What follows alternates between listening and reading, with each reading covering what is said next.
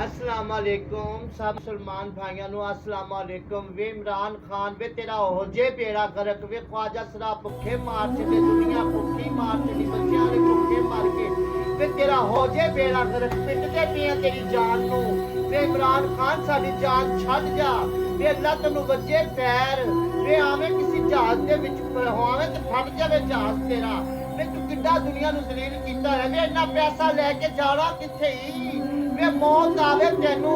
वे कल मर जावे किथे जावेगा सारा पैसा वे पाकिस्तान के बच्चों नु आवाम नु जलील कर दित्ते